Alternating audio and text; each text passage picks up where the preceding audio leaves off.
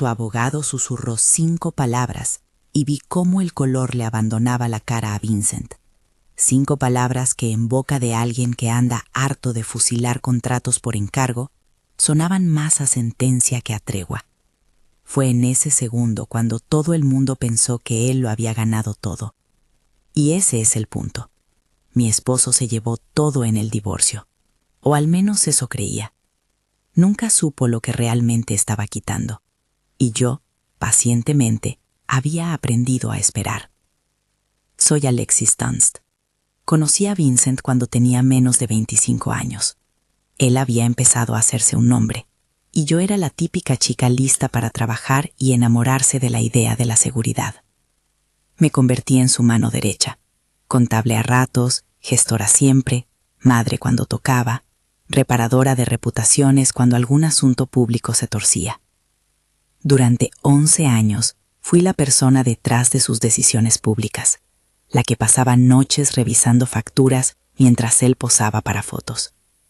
No es que me arrepienta de esos años, pero cuando llegó la hora de repartir, él creyó que se llevaba la casa, los coches, la empresa y las apariencias.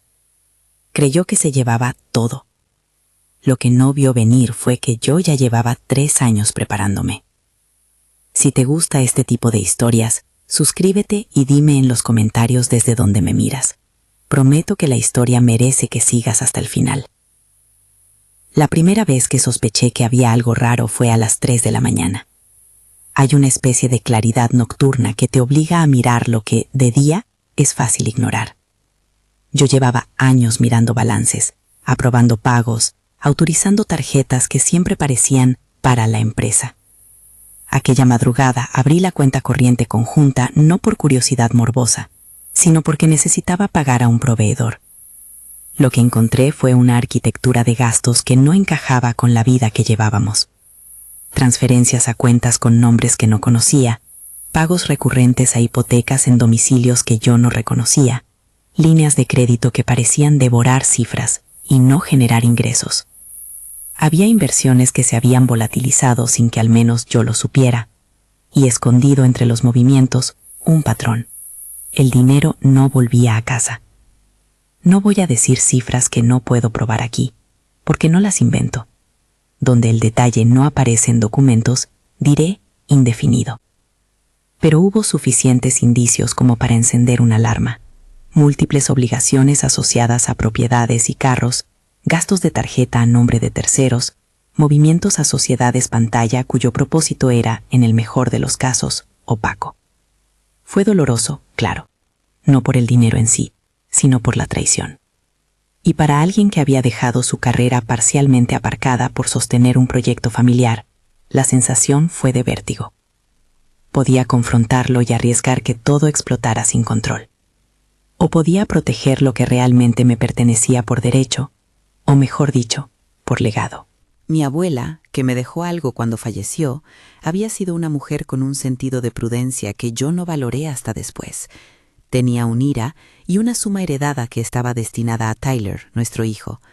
No quise que, en un divorcio precipitado y lleno de gestos de ego, lo que más importaba, el futuro de mi hijo, quedara vulnerable. Así que esa noche empecé a mover piezas en silencio. No voy a dar lecciones de derecho ni decir haz esto, porque eso sería irresponsable, pero sí puedo contar lo que hice. Transferí los activos de la cuenta personal que eran fruto del IRA y parte de la herencia a un trust irrevocable a favor de Tyler. Un trust irrevocable es, en términos sencillos, una estructura que, una vez configurada correctamente, sitúa determinados activos fuera del alcance de reclamaciones personales y los asigna directamente a un beneficiario. En mi caso, el objetivo era proteger la educación y la independencia de Tyler. La herramienta era un acto legal que por su propia naturaleza no se revoca fácilmente. Algunas personas creen que esto es dramático, ocultarlo, y entiendo la reacción. No fue ocultamiento para beneficio personal, fue previsión para un menor. En el mundo real, las relaciones se rompen, las personas cambian y las obligaciones pueden arrastrar consigo a quienes menos tienen culpa. Decidí que Tyler no sería arrastrado. El trust que establecimos quedó con una cifra que confirmo tal como está en los documentos, $520,000. Esa suma no apareció de la noche a la mañana. Era el fruto de la herencia de mi abuela y de ahorros miedosos que yo había ido reservando. $520,000 destinados exclusivamente a Tyler, inalienables salvo bajo condiciones que no aplicaban a una separación meramente temporal. Mientras yo hacía eso, seguí recopilando pruebas. Guardé copias de correos, imprimí extractos, puse respaldos en una caja fuerte y en un drive cifrado que solo tienen acceso mi contable de confianza y yo. Todo lo que hoy parecerá obvio fue entonces una red de seguridad que tejí con mucha calma. La documentación no es emocionante cuando la haces, es tediosa, meticulosa y enormemente solitaria, pero te da poder. Y en nuestro caso, ese poder no era para venganza, era para asegurar que el daño no pasara a manos de un niño. La ruptura no fue una escena cinematográfica en la que tiran las fotos y salen gritos. Fue una mañana en la cocina, con café frío y una lista de bienes. Vincent fue sorprendentemente práctico. «Quiero todo», me dijo con la misma voz con la que desde hacía años proponía estrategias de marketing. «Todo menos a Tyler. El niño se queda contigo». Había en esa frase una mezcla tóxica de desprendimiento y ego, como si su identidad pública dependiera de poseer ciertos símbolos, no de poseer responsabilidades. Lorraine, su madre, estaba allí. Su cara era un mapa de desaprobación y sorpresa, al mismo tiempo. Diane, que había sido para mí una amiga y que yo había enseñado a creer en la familia que construíamos, se posicionó con un silencio que decía más que su voz. Y Britney, que entonces ya era más que un rumor, apareció después en fotos como una solución estética a la vida de Vincent. No tengo problema en admitir que por un momento sentí un vacío sordo. Había invertido tanto en esa estructura llamada nuestra vida que reconocer que podía desarmarse en un acto frío fue un golpe. Pero era también, desde otra perspectiva, una liberación. Cuando alguien te exige todo, te está dando la oportunidad de ver qué es lo que realmente está pidiendo. Y cuando pides todo sin conocer las letras pequeñas, puedes encontrarte con sorpresas desagradables. Decidí actuar de una manera que, por fuera, parecía sumisa. No por ingenuidad, sino por estrategia. Fui a la mediación con cara de derrota, pedí lo mínimo y permití que Vincent se sintiera ganador. Hay una ventaja en dejar que alguien crea que ha ganado. Baja la guardia. Él consumía la narrativa de la victoria con el mismo fervor con el que coleccionaba relojes caros. Gastaba para demostrar. Mostraba. Se sentía consolidado. Mientras él se paraba en un podio oficioso de triunfos, yo ya había activado pasos que complicarían cualquier intento de llevarse todo sin cargar con lo que realmente importaba. Hice lo que muchas personas harían si tuvieran acceso a la información y un objetivo claro. Documenté, protegí y esperé. No voy a describir fórmulas ni procedimientos, porque insisto en que esto no es un manual. Solo digo que cuando supones que tu vida está en riesgo por las decisiones de otra persona, te pones a preparar. Hubo momentos de tensión extra. Harold Whitfield, el abogado de Vincent, propuso en un punto la realización de una auditoría completa. Una auditoría suena, en teoría, como transparencia y justicia. Para nosotros significaba exactamente eso, exponer la maraña. Pero Vincent rechazó la auditoría. Dijo que era innecesaria, que confiaba en su contabilidad, que era una pérdida de tiempo. Es curioso cómo la arrogancia se disfraza de confianza. Esa negativa, por cierto, fue una pieza más del rompecabezas que yo ya había visto de lejos. Diane fue particularmente sutil en su traición. No la voy a demonizar. La gente se pone de su lado por miedo, por beneficio, por una mezcla de pereza y ambición. Pero ver cómo una amiga que nos había acompasado en cenas y alegrías terminaba justificando a Vincent en conversaciones privadas fue una de las puñaladas más domésticas que he recibido. A veces no son los amantes ni los tribunales quienes te destrozan más. Son las pequeñas neutralizaciones de afecto que convierten el pasado en algo que no reconoces. Mientras todo esto sucedía, Tyler, que entonces tenía 15 años, caminaba por la casa con una mezcla de incredulidad y pudor. Mi prioridad absoluta fue que él no sintiera que su futuro dependiera de la volubilidad de su padre. Le expliqué en términos que pudiera asimilar, sin cargarlo con ansiedad adulta, que había medidas para protegerlo. No entré en tecnicismos. Le dije lo que tenía que saber. que mamá estaba trabajando para que sus estudios y sus planes no dependieran de decisiones ajenas. Tyler, con su mezcla de orgullo y desasosiego, aceptó la calma que le ofrecí, aunque por la noche lo sorprendiera leyendo cosas en Internet que yo prefería que no supiera todavía. Había momentos en que el teatro social se imponía, cenas familiares, entrevistas televisadas de Vincent, fotos en eventos de caridad. En todas esas escenas, yo era la sombra que servía de prueba tangible de una vida ordenada. Observaba cómo él se movía entre halagos y cómo, con cada gesto de generosidad pública, corría la cortina sobre la fragilidad privada de su situación financiera. La estética del éxito es poderosa porque impone silencio. Quien mira ve la forma perfecta y no se pregunta por el relleno. Una tarde, al recoger papeles en el despacho, me encontré con algo que me confirmó más que mis sospechas. Una serie de garantías asociadas a activos pasados que no generaban ingreso suficiente para sostener las obligaciones que supuestamente cubrían. Es decir, había propiedades sobre las que pesaban hipotecas y líneas de crédito cuyas cuotas no estaban siendo cubiertas con ingresos claros. Era como mirar una casa de muñecas donde varias piezas estaban pegadas con cuentas pendientes. Parecía sólida, pero no lo era. Frente a eso, decidí que mi actuación, mi aparente desinterés, debía ser perfecta. Me moví como si aceptara la adicción de su ego a la posesión. Le reduje sus demandas, firmé documentos con calma, sonreí cuando esperaba que al otro lado me subestimaran. La clave no fue humillar, fue dejar que alguien, convencido de su premio, se sintiera tan seguro que olvidara leer las cláusulas que en letra pequeña podían cambiarlo todo. Y créanme, hay gente que firma sin leer porque le resulta más cómodo creer en la narrativa que en la letra muerta de un contrato. Es ahí donde entra la famosa adenda, la liability disclosure. No voy a reproducir texto legal ni a convertir este relato en jerga. Solo diré que se trataba de un inciso cuyo efecto, en la práctica, implicaba que quien reclamara ciertos activos también debía asumir las obligaciones económicas asociadas a ellos. Para cualquiera que haya vivido una separación a la ligera, esto puede sonar a obviedad. Para alguien sediento de posesiones, es un detalle que no siempre se revisa con lupa. En nuestra trama, esa cláusula no fue visible para todos. La mostré a mi abogada, Nina Castellano, con quien habíamos trabajado con discreción.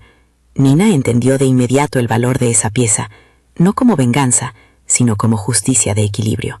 Antes de llegar a la mediación definitiva, hubo encuentros, mensajes, cenas de aparente reconciliación, donde yo fingía un cansancio que no existía. Si me preguntas si me sentí mal por aparentar derrota, te diré que no. A veces, para que el tablero caiga de la verdad, hay que jugar a perder con la serenidad de quien ya ha ganado otra vez. La paciencia no es pasividad, es estrategia con rostro de ternura. También tuve que lidiar con la maquinaria social, entrevistas, rumores y la inevitable presencia de Britney en las fotos de un nuevo comienzo que en realidad era un intento de rebranding social. Ella era joven, brillante en las fotos y no especialmente cruel.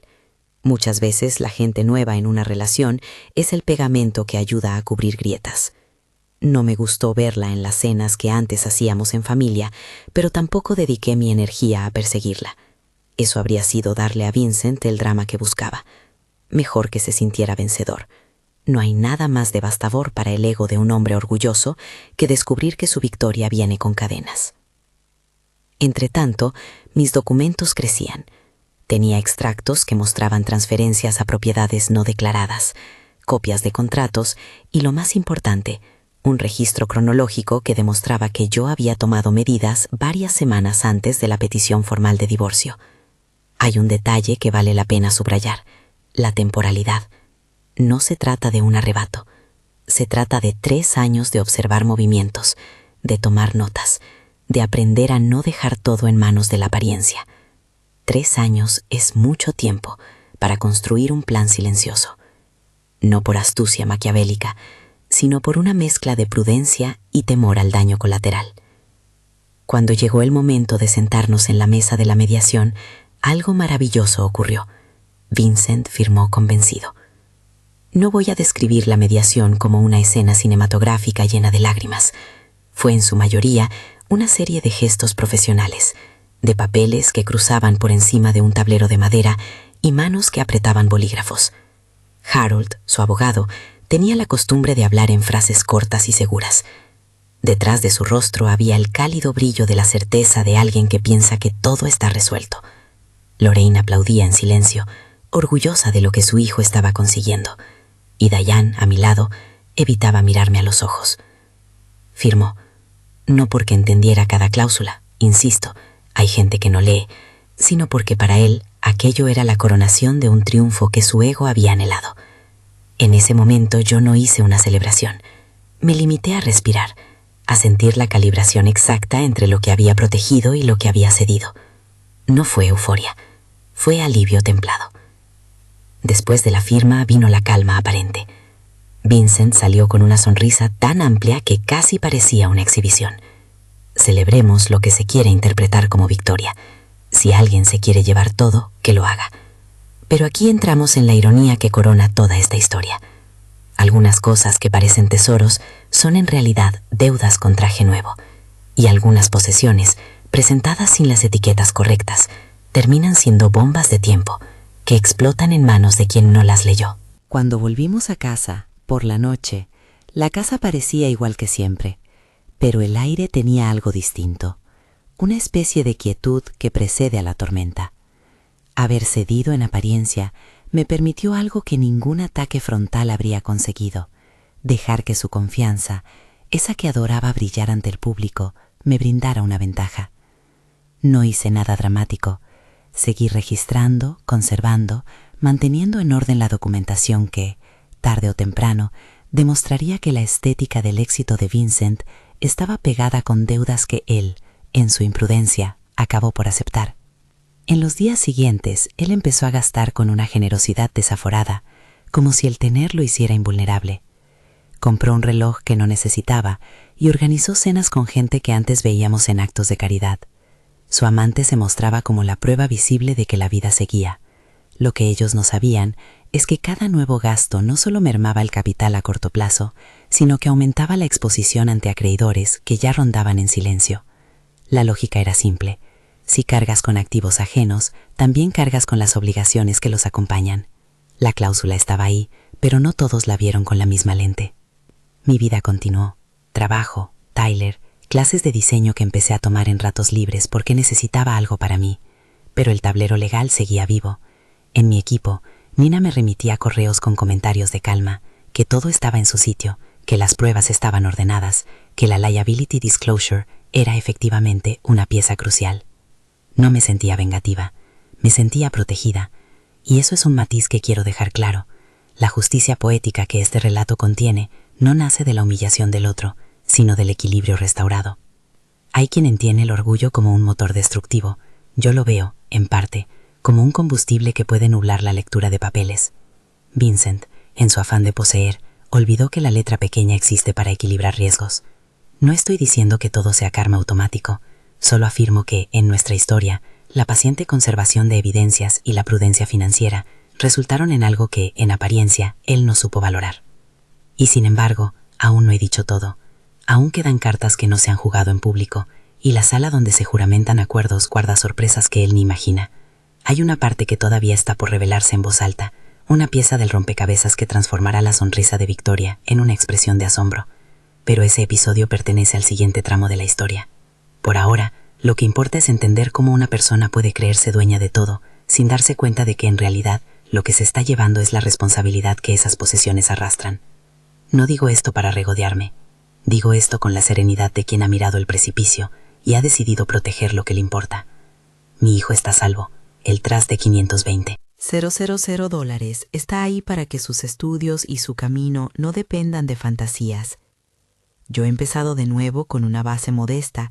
$50,000 fue el capital con el que decidí lanzar un proyecto de reinvención personal entre cursos y primeros clientes, y aprendí que la libertad no siempre llega en forma de grandes mansiones. A veces viene en una cocina pintada de un verde salvia, en la calma de una noche sin llamadas de acreedores y en la elección de hacer tu trabajo con dignidad. Aún así, el clímax no ha sido público. Aún quedan audiencias, firmas y la posibilidad de que la verdad salga a la luz con la fuerza de un documento. Lo que él no sabe, y que muy pronto descubrirá, es que al aceptar todo sin mirar a fondo, ha abrazado también lo que lo hunde. Pero esa escena está por llegar. Ahora, mientras la ciudad sigue con su ritmo, yo preparo los últimos movimientos no para despedazar, sino para que la justicia se haga en su forma más sobria, la que pone las cosas en su lugar. Hay quienes me preguntan si me arrepiento de no haberlo enfrentado antes, de no haber alzado la voz en la primera discusión. Les digo que mi decisión fue emocionalmente dura, pero estratégicamente clara. Si mi hijo puede crecer sin cargar con deudas ajenas, si puedo mirar a la cara a mi abuela y saber que su legado no fue destruido por la vanidad de otro, entonces la espera habrá valido la pena. Y aunque la satisfacción tiene un matiz que algunos podrían llamar venganza, para mí es simplemente recuperar el control de lo que siempre fue mío, la libertad de elegir. La historia continúa, porque en este tablero de Gal hay más piezas que mover y más verdades que exponer. Pero en este punto ya no hay retorno para la simple apariencia. Lo que parecía triunfo se revela como responsabilidad no solicitada, y a quien creyó que se llevaba todo, le espera la lección de que algunas posesiones no vienen solas. La noche antes de la próxima audiencia, me quedé sola en el salón repasando los papeles una vez más. Había cafés fríos y la luz de la lámpara marcando sombras sobre los contratos. Las palabras de Harold resonaban en mi memoria, una mezcla de seguridad y desprecio. Pensé en Lorraine, en Diane, en Tyler. Pensé en la ironía de que la verdad a menudo llegue con una calma que nadie nota hasta que es demasiado tarde. Al otro lado, Vincent dormía en la casa que él creía su botín. No puedo decir que no me compadeciera de su orgullo herido, no es mi estilo regodearme, pero sí puedo admitir que había algo profundamente satisfactorio en saber que la paciencia y la previsión podían, en un momento dado, cambiar la balanza sin necesidad de gritos ni titulares escandalosos. Mi vida, aunque cambiada, sigue siendo mía, y lo que él creía que se llevaba, mi antigua seguridad, mi estatus, tal vez incluso mi identidad, era en realidad la factura que él aceptó sin leer. Faltan páginas por leerse y firmas por revisarse. Falta que algunas personas en la sala entiendan que a veces, cuando crees que todo es ganancia, también te cargas con aquello que te ata. Y en ese intervalo, entre la firma que él consideró una coronación y la exposición real de las obligaciones que asumió, es donde se juega el desenlace más interesante. La mañana del juicio fue fría, no por el termómetro, sino por la luz que entraba por las ventanas altas de la sala, una claridad implacable que no perdona papeles doblados ni medias verdades. Entré con Nina a mi lado y con una calma que había aprendido a conservar como quien guarda un tesoro frágil. Había practicado el gesto de respirar profundo sin aspavientos. La actuación más complicada ya la había hecho meses atrás: fingir derrota, bajar la mirada, permitir que él creyera su triunfo. Ahora tocaba dejar que la ley hablara con voz propia. Harold caminaba con paso seguro hacia la mesa de la defensa. Su corbata estaba impecable, su planta de abogado de siempre, la persona que despacha certeza sin sudar. Vincent entró con esa mezcla de sonrisa y tutela que había manejado durante años cuando actuaba en público. Lorraine lo seguía como si asistiera a una función triunfal. Diane estaba en un asiento atrás, intentando aparentar neutralidad. Brittany, curiosamente, no estaba en la sala. No sé si fue prudencia o simple mala coordinación social, pero su ausencia ayudó a mantener el foco donde debía estar. La jueza Patricia Holden presidía la sala con una calma seca. No era teatral, tenía una manera de pronunciar cada palabra como si fuera un golpe medido. Empezaron por lo habitual: leer antecedentes, confirmar identidades, vérselas con testigos si había. Yo sabía que esas formalidades eran una trampa de tiempo para los que buscan dramatismo. Lo importante no iba a ser el protocolo, sino un trozo de papel que a simple vista parecía anodino, el addendum de liability disclosure que habíamos incluido en el acuerdo. Cuando la secretaria leyó en voz alta la cláusula, la sala pareció encoger apenas 1 milímetro, no porque fuese larga o rebuscada, sino por lo que implicaba en esencia. Quien reclamara determinados activos debía de forma explícita aceptar las obligaciones económicas asociadas. En lenguaje llano, si te llevas la casa o la empresa, no solo adquieres sus ventanas y su logo, también te llevas todo aquello que pesa en su contabilidad. Era una equivalencia elemental, pero no es lo mismo saberla que firmarla con la resignación propia del ganador. No voy a reproducir el texto legal palabra por palabra. No me interesa convertir un momento humano en lección de jerga. Lo que sí diré es esto: la lectura hizo que Harold cambiara un poco la expresión. Había dispuesto su estrategia como quien monta una escena, el aplauso silencioso de la seguridad. Pero en una fracción de segundo la seguridad dejó de ser rotunda. Vincent, que hasta entonces había mostrado la confianza de quien cree en la verticalidad de su imperio personal, frunció el ceño. Era el mismo gesto que hace a alguien que descubre, frente a una etiqueta, que la prenda que ha comprado necesita cuidados que no había imaginado. A partir de ahí, el ritmo se aceleró. Harold intentó objetar lo que consideraba irrelevante para el ánimo del acuerdo. Dijo que la cláusula era estándar, que no alteraba la esencia de lo firmado. Habló de la intención de las partes y de una interpretación demasiado técnica por parte de quienes quizá buscaban reinterpretar voluntades. La jueza Holden lo escuchó con atención magistral y sin grandes gestos preguntó una cosa que cambió el aire. ¿Fue esta adenda presentada y dialogada entre las partes antes de la firma? Hubo silencio. Nina respondió con la serenidad de quien trae documentación ordenada. Sí, fue entregada. Sí, hubo asesoría. Sí, las partes tuvieron oportunidad de revisar. Agregó lo que debía agregarse, sin complacencia ni juicio. La pregunta no era técnica. Buscaba confirmar que nadie podía alegar desconocimiento por simple descuido. En una sala donde mucha gente cree en los atajos del ego, la precisión de un sí o no vale más que 100 discursos. Cuando la jueza ratificó la inclusión de la cláusula, vi cómo la sonrisa de Vincent cambiaba de naturaleza. Ya no era la sonrisa triunfante del que ha cosechado algo con su propio esfuerzo. Se transformó en la expresión de quien empieza a entender que ha asumido una carga, no un regalo. No fue un momento estruendoso, fue un corrimiento lento, como cuando un color se desvanece en el rostro de alguien que no se esperaba el matiz. En los minutos que siguieron hubo murmullos, gestos sutiles, y después la formalidad de cerrar el acta. Firmó. Lo escuché respirar de forma distinta cuando tomó el bolígrafo. No puedo decir si leyó con detenimiento cada línea. Sé algo más simple. La lectura pública había puesto sobre la mesa lo que en privado había sido solo sospecha. Y cuando esa sospecha se convierte en acto jurídico, las consecuencias se despliegan con una lógica que no entiende de orgullo. Salir de la sala fue como atravesar una pared de aire frío. Afuera la gente caminaba como siempre, con la prisa que tiene la ciudad por borrar historias en el paso de un semáforo. Vincent salió primero, con esos gestos de quien se cree intocable. No lo vi llorar, no hubo escándalo ni gritos. Lo notable fue la ausencia de celebraciones. Esa ausencia era ya un mensaje. Lorraine mantenía una expresión rígida. Harold hablaba a su oído con la rapidez de quien intenta rearmar un argumento. Diane evitaba las miradas. Yo crucé la calle, y me permití soltar una expiración más larga que un suspiro. Lo que vino después fue una cadena discreta y devastadora en lo financiero. No voy a detallar cuentas ni números que no estén en los papeles, pero sí relataré la dinámica.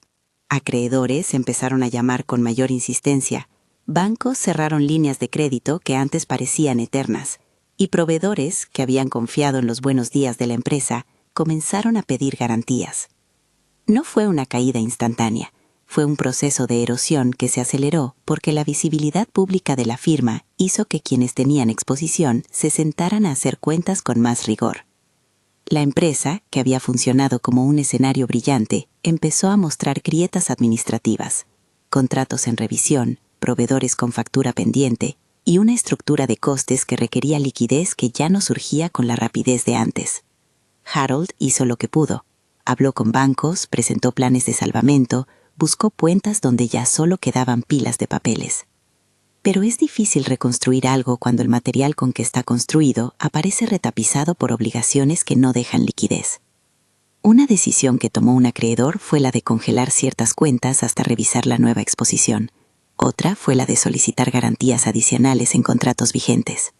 Todo esto no fue escenográfico, fue frío, burocrático y preciso.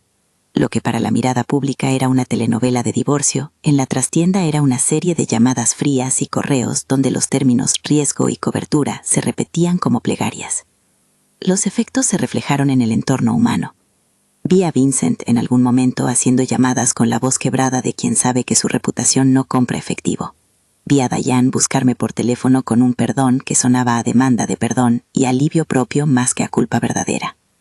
Ella intentó explicaciones que yo escuché por cortesía. No hubo dramáticas reconciliaciones. A veces la traición no se deshace con un lo siento, se reorganiza en disculpas que tratan de comprar la calma perdida. Britney desapareció de los círculos habituales. No sé si prefirió evitar el escarnio público, o si su equipo de imagen decidió que era mejor dejar pasar el vendaval. Lo vi por fotos después, en redes, en imágenes que hablaban de nuevas etapas y de sonrisas distintas. No me sentí regocijada por su ausencia. Más bien observé con cierto desapego cómo la vida pública a veces se reconfigura con el mismo descaro con que fue construida. Las personas que ocupan un rol ornamental en la vida de otros se reciclan con facilidad.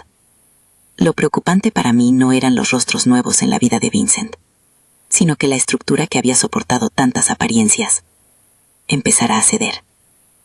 Hubo llamadas de proveedores que exigían explicaciones. Hubo cartas formales de entidades pidiendo cumplimiento de obligaciones. Hubo la lenta enumeración de deudas que se acumulan cuando el flujo de caja se interrumpe. Todo esto terminó sumando presión. En el bufete contrario hubo intentos de negociar reestructuraciones. Harold trabajó hasta tarde tratando de contener lo que parecía ser una cascada. Cuando un activo deja de sostenerse con liquidez, los acuerdos que antes parecían fáciles se vuelven imposibles de sostener sin inyecciones externas. Quiero dejar claro algo. No me regodeé en la caída de nadie. No celebré llamadas de acreedores ni dictámenes proclives. Justo al contrario. Cada vez que una factura llegaba y yo veía el efecto en la vida real, en gente que trabajaba para la empresa, en empleados que llamaban interrogantes, me preguntaba si la justicia había sido bien calibrada. Lo que sí agradecí fue que el riesgo no pasara a Tyler ni a lo que habíamos protegido. La calma que había invertido en corredurías legales y en papeles ordenados se justificó en esos momentos. Las semanas que siguieron fueron de ajustes y de escenarios posibles. La empresa perdió contratos grandes, algunos clientes se retiraron hasta tener mayor claridad. Hubo conversaciones con bancos sobre moratorias, conversaciones que yo observaba a distancia y que me alegraba no tener que vivir con la misma intensidad. Vincent, que alguna vez había hablado de reinversiones y expansión, comenzó a hablar de liquidez y prioridades. No es lo mismo planear crecer que planear pagar. Las palabras cambian cuando se las coloca frente a la práctica. Una tarde, meses después del acuerdo, recibí una llamada que sabía que llegaría en algún momento. Vincent al otro lado del teléfono, con la voz baja, pidiendo ayuda. 15 minutos de conversación en la que su orgullo se deshizo por partes. No quiero reproducir sus palabras, prefiero la imagen de su voz como un paisaje desparejo. Me pidió, de forma directa y sin teatralidad, que considerara alguna forma de apoyo temporal. No fue una súplica melodramática, fue la llamada práctica de alguien que, por primera vez en años, se enfrenta a vacíos que su estatus no cubre. Le respondí con honestidad templada. Le dije que su situación me apenaba, pero que no iba a comprometer lo que habíamos protegido para Tyler. Le expliqué que la prioridad era clara y que las decisiones que había tomado, en particular las de firmar sin evaluar la letra pequeña, tenían consecuencias. No lo hice con juicios ni con placer. Lo hice con la frialdad de quien entiende que hay límites que no se cruzan por compasión inmediata, sobre todo cuando la compasión puede poner en riesgo a un menor. Le ofrecí, eso sí, una posibilidad decorosa: ayuda para orientarse en la gestión profesional, contactos para asesoramiento y la posibilidad de una conversación con alguien de confianza que le pudiera mostrar pasos para rehacer su base sin afectar a terceros. No quise hacer de esa llamada un diálogo erecto de venganza. Fue una conversación de cierre con bordes claros. Esa noche, tras colgar, sentí una mezcla de cosas que no se resumen en venganza ni en vindicación. Sentí alivio por lo protegido, pena por la persona que había sido y que, caída la máscara, empezaba a mostrarse humana. También sentí una reafirmación de mis valores: no humillar, no destruir, proteger lo vulnerable y en lo posible dar espacio para que alguien reformule su vida, sin convertir una ayuda en una concesión peligrosa. La reacción social fue variada. Algunos amigos me felicitaron con la discreción propia de quienes saben que la mala fama puede ser un arma de doble filo. Otros, más directos, me dijeron que merecía la justicia que había conseguido. En redes la historia tuvo su propio ciclo, pero yo aprendí a mirar el pulso real de las cosas. Tyler contento por la calma de su cuarto y por la posibilidad de seguir con sus planes.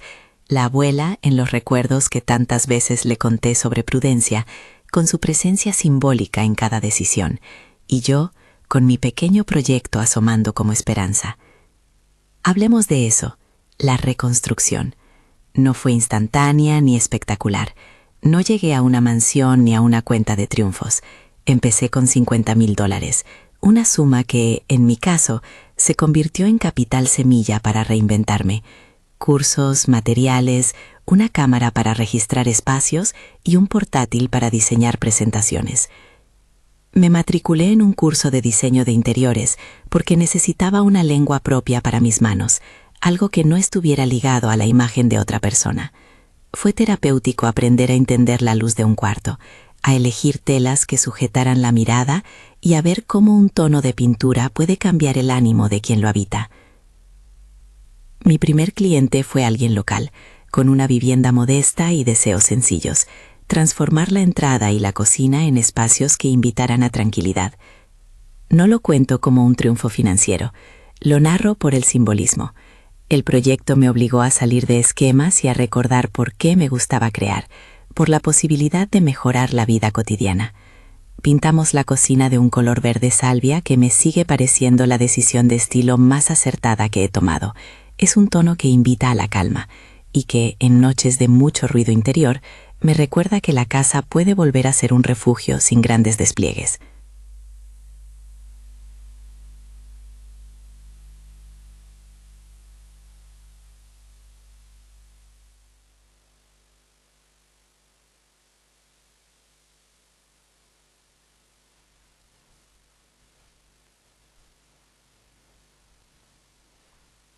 Le cuidé la normalidad, cenas sencillas, ritos de fin de semana y la posibilidad de que su futuro no dependiera de la volatilidad ajena.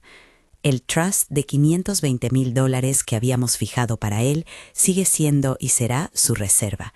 No es una tarjeta de lujo, sino una atadura de seguridad. Saber que sus estudios tienen blindaje nos permitió planificar sin el sobresalto que las deudas provocan.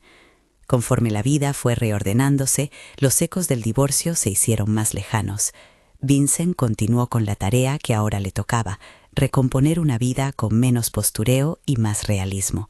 No puedo decir si aprenderá algo profundo de esto, no me corresponde juzgar la curva interna de otra persona. Sí puedo afirmar que, en algún momento, su figura dejó de ocupar el centro de mi narrativa.